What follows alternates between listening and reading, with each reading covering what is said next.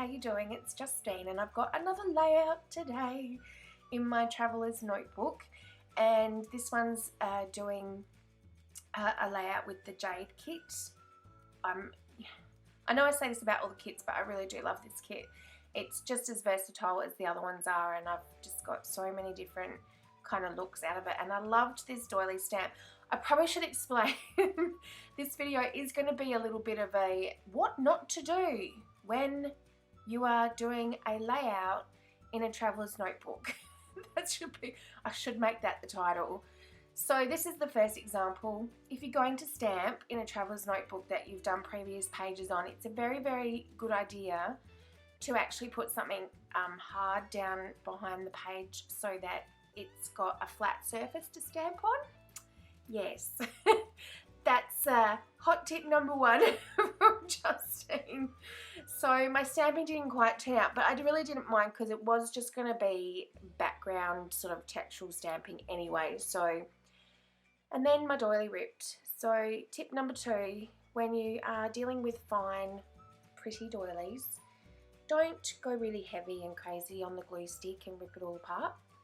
Yeah, little bit less heavy-handed could have been a better choice with that one.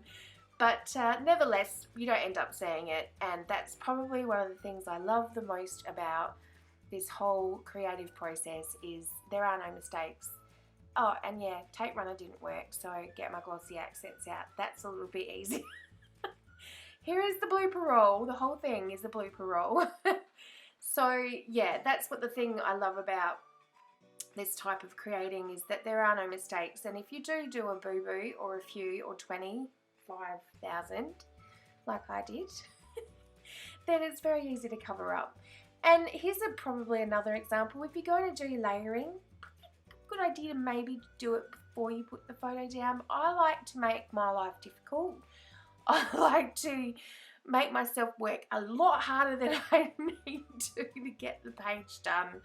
Oh dear. So I really wanted this to be, because the photo's so colourful, I was sort of leaning towards this to be a fairly neutral background to sort of make the colours, the photo stand out. However, I do pick up some of my scraps that I've got left over from previously using the kit, and I bring in a little bit of colour because I just felt like it needed a little bit of a pop, which I'm getting a bit ahead of myself, but yeah, I just felt like it needed just a little bit of something there to make the background colours stand out. And this was part of the kit. I'm really not sure if that was, no, that's too big. I think it's just something that I cut off, and it's just beautiful. It makes an awesome title. And here's the bit where I just put a little bit of, I just wanted a little bit of colour in there. Now I have a major epic fail coming up that you're probably going to cringe over. I think about it now and I'm cringing. This is what not to do with a tape runner when you're frustrated, when you get really frustrated. Get ready to cry. I'm going to cry with you.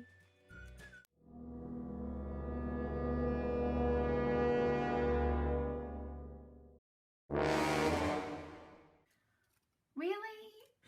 Just don't do it to me. Oh, well, there's nothing else I can do. Don't snip it, Justine. I can't believe I snipped it. I don't really think I could have saved it. But yeah, I will never know now. And then here we are. It just doesn't end. So I went to kind of fold the book and realised that I'd put everything too close into the middle. Yes, this is right. I'm pulling it apart. And I kept it in because I believe in keeping everything as real as possible. And yeah, so I had to move it, because otherwise I would have either had to have made that the last spread of my book, and I do have quite a few pages left and I didn't want to do that. And I knew that with the tape that I'd used I would be able to move it. And yes, it was a pain and I was annoyed. However, it's a good lesson if you're going to do something like this across a book. Just make sure you leave enough room for it to actually fold. So I'd put everything way too close to the middle of the book, to the spine, and it just wouldn't, it was too thick and it just wouldn't bend. So I just basically took that piece of paper off, put some washi down instead. This is some washi that I had in my stash, and these are some flowers from a previous kit with the Scrappery, and I just moved everything over to the left, and it worked out fine. So it's a good lesson as well to sort of say, if you realize almost to the end of doing a layout that you've done something pretty major that's going to affect it, don't give up. If you use tape runner and that sort of thing, you usually can pull it apart and it can be saved. Yay! It can be saved. So there was definitely a lot of, see, that folds fine now. It's still going to make it quite bulky, but it's a lesson learnt, and